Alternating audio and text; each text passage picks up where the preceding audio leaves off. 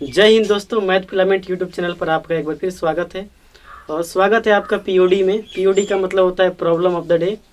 यानी problem of the day कहने का मतलब ये होता है, इसका ये सेंस होता है कि हम इस वाले टॉपिक में एक कॉन्सेप्ट आपको समझाते हैं, किसी भी चैप्टर से एक कॉन्सेप्ट समझाते हैं, एक टॉपिक को समझाते हैं और उस कॉन्सेप्ट को समझाने के बाद आपसे उस पर 2-4 सवाल कराते हैं। पीओडी बहुत शॉर्ट वीडियो होता है, बहुत छोटे छोटे वीडियो होता है। इस शॉर्ट वीडियो में हम लोग को एक छोटी छोटी बातें आपको सिखाते हैं जो कि एग्जाम में लगातार इससे सवाल पूछे जाते हैं। ठीक है, तो आज का हमारा जो टॉपिक है ये है प्रॉफिट एंड लॉस का टॉपिक है। और प्रॉफिट एंड लॉस में वैसा टॉपिक है जब एक वस्तु को कई बार बेचा जाता है। जैसे नहीं होता है, मान लीजिए कि हमने कोई वस्तु खरीदा, एक वस्तु खरीदा, फिर हमने क्या किया, उस किसी को 10% लाभ पर, 20% लाभ पर किसी और को बेच दिया। उसने क्या किया, 30% लाभ पर किसी और को बेच दिया। फिर उसने उस बंदे ने किसी और को बेच दिया हानि पर या लाभ पर। तो जब किसी एक वस्तु को बार बार बेचा या खरीदा जाए, उसी बेसिस पर जो सवाल बनते हैं आज उसको हम आपको मतलब सॉल्व कराएंगे। देखिए, बहुत सारे एग्जाम में जो सवाल पूछे गए हम उन्हीं सवालों की प्रैक्टिस आपको कराते हैं। ऐसा नहीं है कि अपने मन से सवाल बना के लाते हैं। जो सवाल बहुत सारे एग्जाम में पूछे जाते हैं उन्हीं सवालों को हम आपसे सॉल्व कराएंगे। आपको तरीका सिखाएंगे, शॉर्ट तरीका सिखाएंगे, जल्दी तरीका भी सिखाएंगे, क्विक बनाने वाला सिखाएंगे जो सेकंडों में बनेगा। तो शुरू करते हैं, चलिए उसको टाइम बिल्कुल बर्बाद ना करते हुए। तो प्रॉफिट एंड लॉस का ये चैप्टर, प्रॉफिट एंड लॉस का ये टॉपिक है। ठीक है, तो देखते हैं, चलिए। तो आइए सवाल को देखते हैं, सवाल क्या पूछा गया है। सवाल आपको यहाँ दिखेगा, हम पढ़ देते हैं।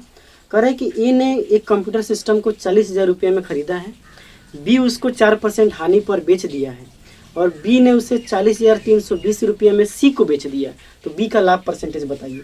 देखिए, जो ये सवाल कहता है वैसे वैसे ही हम करते चलते हैं। ठीक है, सवाल ने कहा कि ये जो है, एक व्यक्ति है ए, एक व्यक्ति है बी और एक व्यक्ति है सी। 3 व्यक्ति हैं यहाँ पे। ठीक है, एक व्यक्ति है ए, एक व्यक्ति है बी और एक व्यक्ति है सी। जो ए है वो कंप्यूटर को 40,000 में तो खरीद के लाया है, लेकिन जब उसने बी को बेचा है तो वहाँ उसने 4% हानि पर बेचा। ठीक है, बी ने क्या किया है, उस कंप्यूटर को 40,320 में सी को बेच दिया। ठीक है, चलिए इतनी कहानी है। तो हमको बताना है कि बी ने कितना लाभ कमाया है। तो लाभ कमाया होगा जरूर कुछ ना कुछ। तो हम ये देखते हैं कि अगर ए 100% में खरीद कर लाया हो, कितना में खरीद कर लाया हो, 100% में, तो 100% की वैल्यू कितनी हो जाएगी, 40,000। 100% की वैल्यू 40,000 हो जाएगी। 4% हानि पर उसने सी को बेचा, इसका मतलब उसने 96% पर सी को बेचा होगा। तो आप इससे कहेंगे कि ये इससे कितना गुना है, तो 400 गुना।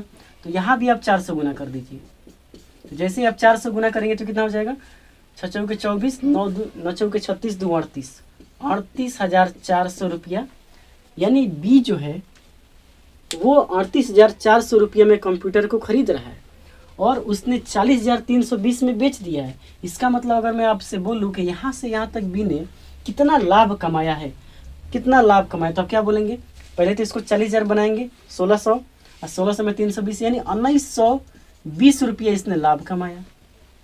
तो अगर मैं आपसे पूछूं कि जो बी है वो 1920 रुपये का लाभ कमा रहा है, मैं आपसे बोलूं कि जो बी 1920 रुपये का लाभ कमा रहा है वो कितने रुपए पर कमा रहा है, बताइए।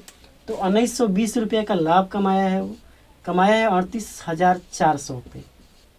तो ये कितना इससे कटेगा, 2 मर्त में कट जाएगा, यानी 0 से 0 2, 192 दूना 384, यानी ये हो गया 1/20 और 1/20 का मतलब होता है 5%। तो कितना आसान तरीके से हमने इस सवाल को बनाया। आपको क्या लगता है कि इससे भी कम टाइम में हम इस सवाल को बना सकते थे, बट यहाँ आपको समझाना है, इसलिए हमको इतना टाइम लग रहा है। अब ये मत सोचिए कि आप इतना देर में बना रहे तो हम कितना देर बनाएंगे। आपको हमें समझा के स्टेप लेना है, अदरवाइज ये सवाल सेकेंडों का नहीं था, मतलब देखते ही बना सकते थे। ठीक है, चलिए अगले सवाल पे चलते हैं। अगला सवाल क्या कर रहा है, इसको मैं रफ कर देता हूँ। नहीं समझ में आएगा तो वीडियो को पीछे करिएगा, आपको समझ में आ जाएगा। ठीक है, चलिए अगला सवाल कह रहा है। अब मैं आपको यहाँ पे मेथड बताऊंगा, एक सवाल का 4-4 5-5 मेथड बताऊंगा। ठीक है, कह रहे कि एक व्यक्ति एक वस्तु को खरीदा, 20% बी को 25% लाभ पर बेच दिया। बी ने क्या किया, सी को 10% हानि पर बेच दिया।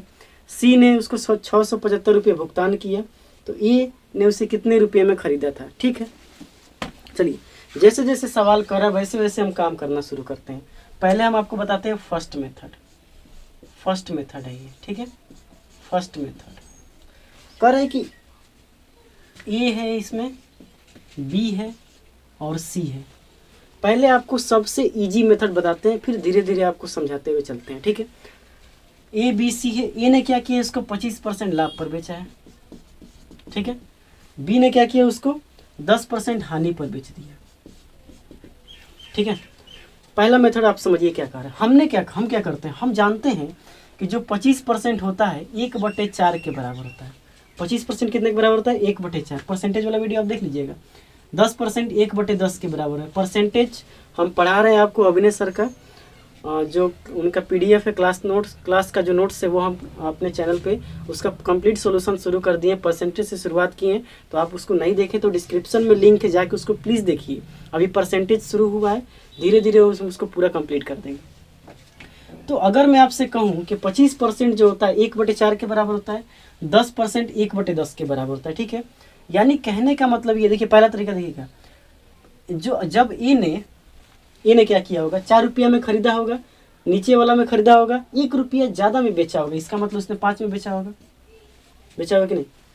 लेकिन बी ने क्या किया, बी ने तो खरीदा है 10 रुपया में, बी ने खरीदा 10 रुपया में, बेच दिया 9 रुपया में, एक हानि पर बेचा है ना। तो हम आपसे पूछें कि ओवरऑल ए से लेकर सी तक पहुँचने में कितना का खर्च हुआ है। तो देखिए कटा सकते हैं इसको, 5 एकम 5, 5 दूना 10, यानी ये हो गया 8 और ये हो गया 9। कितना हो गया, 8 और 9। सब सी ने क्या कितना रुपया अदा किया था, 675 रुपये उसने दिया था। तो हमसे पूछा है ए का कितना होगा, तो मेरे अनुसार तो 9 रुपया है, 9 रुपया अदा कर रहा है सी। 9 की वैल्यू सवाल में कितना है, 675, 9 7 63 और 9 5 45। तो 8 की वैल्यू कितना होगा, तो 8 की वैल्यू कैसे निकालेंगे बताइए। 8 की वैल्यू निकालेंगे तो 75 से मल्टीप्लाई करना पड़ेगा। 75 चौके कितना होता है, 300, उसका 4 8 से करेंगे तो 600, यानी जो ए को 600 रुपये अदा करना पड़ेगा। तो ये था पहला मेथड। इस मेथड में एक प्रॉब्लम क्या है, जब आपको ए से सी की बात कर रहे थे, जैसे जैसे आपने पूछा कि ए बताइए कितना रुपया अदा किया, तो 600 रुपया, सी कितना रुपया अदा किया, तो 675 रुपया। लेकिन इस मेथड में ड्रॉबैक ये है कि आप बी के बारे में नहीं बता पाएंगे। बी के बारे में आपको बताने में थोड़ी सी दिक्कत का सामना हो सकता है। तो ये मेथड देखिए आपको तभी लगाना है। देखिए मेथड कब लगाना है, देखिए कब मेथड, कौन सा मेथड किस टाइम पे लगेगा और किस सवाल पे लगेगा, it's depend only on data के अनुसार ही हम सवाल मेथड को समझ देंगे और मेथड को बताएंगे कि कौन सा मेथड कब लगेगा। तो आपको डेटा समझना बहुत ज़रूरी है। यहाँ जो डेटा था ए और सी के बीच था, ए के बारे में सी का दिया था, ए के बारे में पूछा जा रहा था, तो ये डेटा यहाँ सटीक था।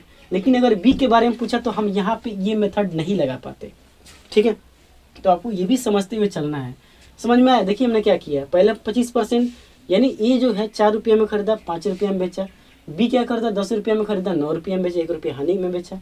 यानी यहाँ से हम इसको घटा सकते हैं, 5 से कम 5, 5 दूना 10, 8 रुपये में खरीदा था, 9 रुपये में बेच दिए। 9 की वैल्यू सवाल में 675 है, तो 8 की वैल्यू सवाल में 600 होगी। पहला मेथड है। चलिए अब सेकेंड मेथड समझाते हैं।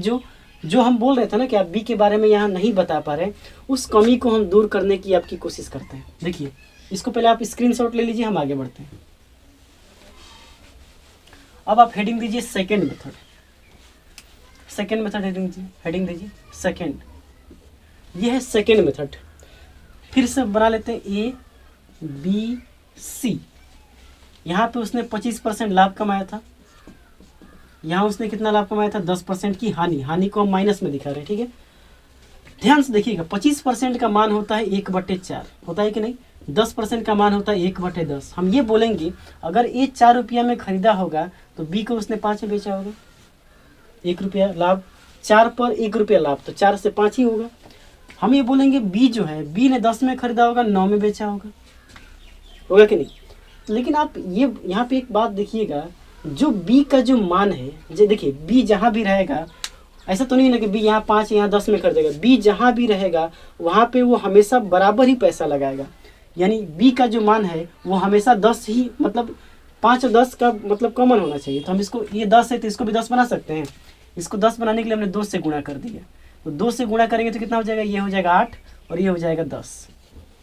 ठीक है, 2 से गुणा कर दिया। अब देखिए बी एकदम बराबर हो गया, यानी देखिए इस सवाल में 9 की वैल्यू 675 है, 9 की वैल्यू 675 है, इसका मतलब कितना गुना, 75 गुना, इसका भी 75 गुना कर दीजिए, यानी 600। अगर मैं आपसे पूछूं कि आप बी को भी बता दीजिए तो आप 75 डायरेक्ट यहाँ से कर सकते थे, 75 गुना तो ये 750।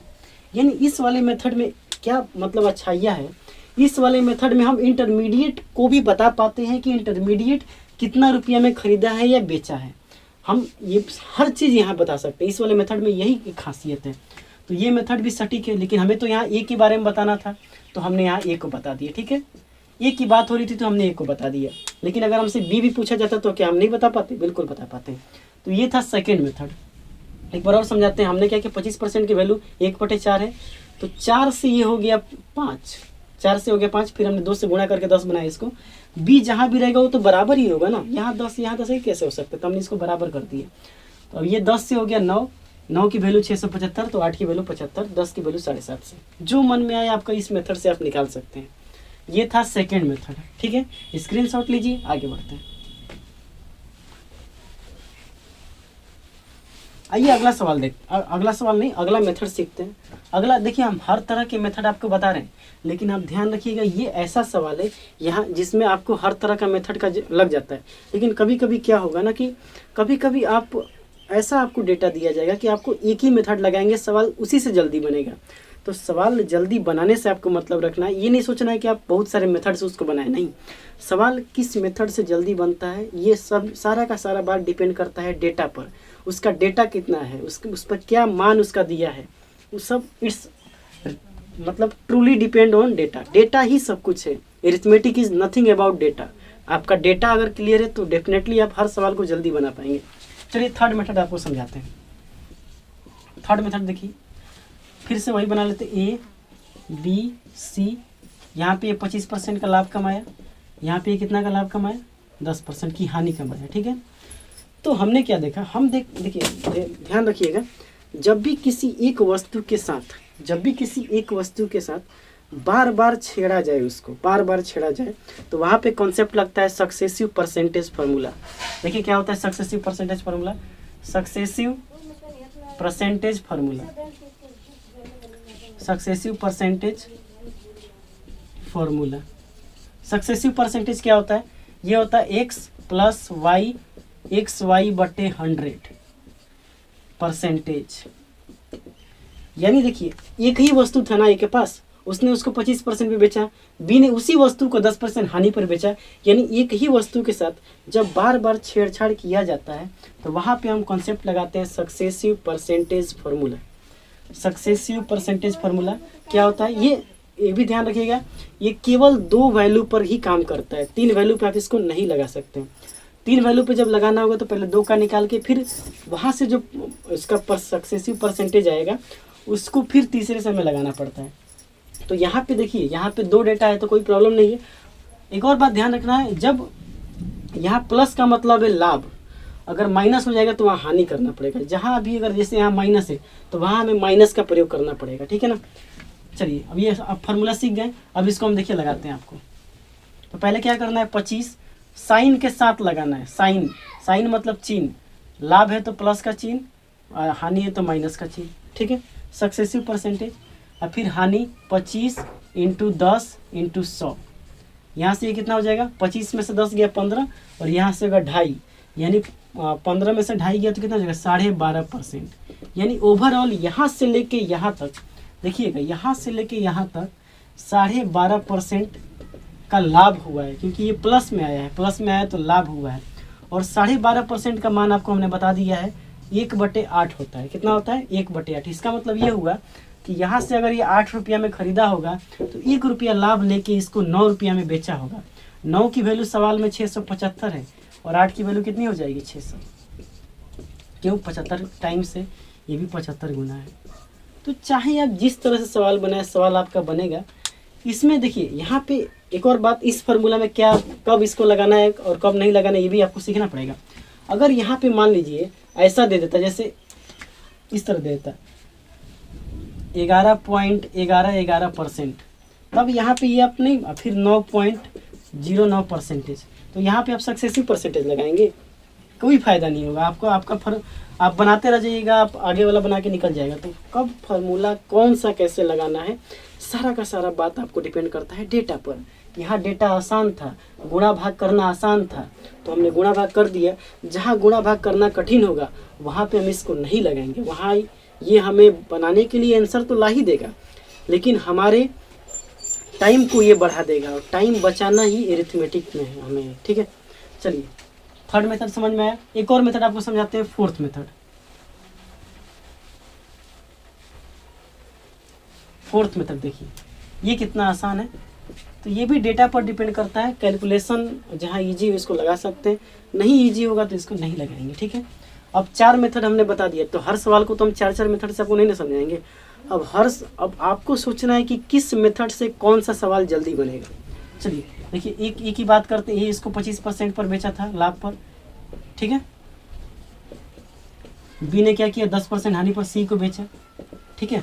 तो अब देखिए, ध्यान से देखिएगा, हमने बताया कि 25% होता है 1/4, ये होता है 1/10, होता है कि नहीं।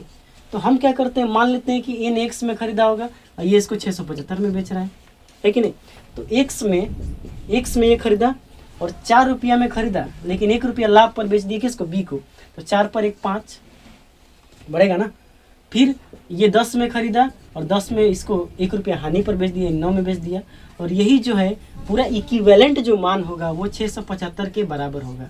यहाँ से भी आपका आंसर आ जाएगा। देखिए 9 7 63, 9 7 63, 9 5 45, 15 15 चौके 60, यहाँ से आ जाएगा 600 रुपये। तो जैसा आपको अच्छा लगे उस मेथड को आप लगाइए। मुझे लगता है कि आपको चारों मेथड समझ में आ गया होगा। ये कॉन्सेप्ट आपको तभी लगाना है जब एक ही वस्तु को कई बार बेचा जाए या खरीदा जाए। ठीक है, नोट कीजिए इसको, आगे देखते हैं।